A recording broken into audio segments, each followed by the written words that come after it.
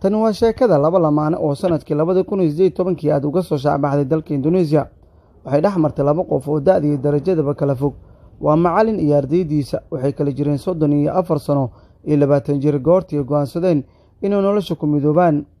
laakiin qisadooda waxaa dib loogu celiyaa sanadii 2011 markii gabar ardayada oo jirta 13 sano ay ku dhacday inay xiriir jacayl oo ku dambeyn doona guul ay la qaybsato macallinkeeda oo 27 jir ah xilligaasi. macallin Erwin Bangalia wuxuu jeclaaday Vinda Virginia ka sokow inay aad uga yareed haddana uu macallinkeeda ahaa.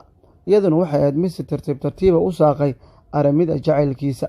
waxaana soo jiidan jiray muuqaalkiisa taagan iyo kalsoonida qofeed ee jirkiisa ka muuqata mar waliba uu ardayda hor yimaado.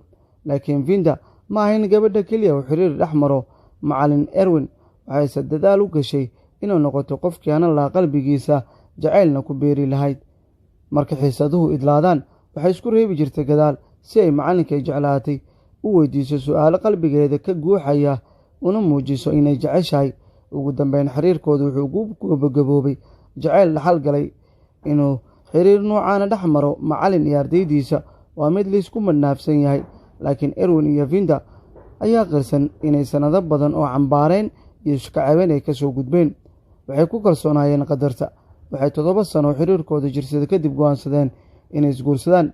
hadda waxay haystaan lamaane nolosha ku faraxsan ayay yihiin. waxaa u joogta gabar yar. waxayna mar waliba baraha bulshada ay caan ka yihiin soo dhigaan sawirro jaceylkooda ay ku muujinayaan iyo dareenkooda. lamaanahan qisadooda ayaana noqotay mid si weyn looga hadalhayay dalka Indonesia, sidoo kale baraha bulshada si weyn ugu faafay. jaceylka ayaa la sheegaa inuusan mar waliba indho iyo dhegatoona uusan lahayn, uuna haleelo qof waliba, macallin, arday, qof yar iyo qof weynba. jaceylka ayaana mar waliba la tilmaamaa inuu yahay qofba siduu doono mid u abaara, ugu dambeynna guul iyo guuldarrana ku dambeeya. waxaa qisadan idinla socodsiinaya wariyaha arrimaha bulshada Gacal Ayman.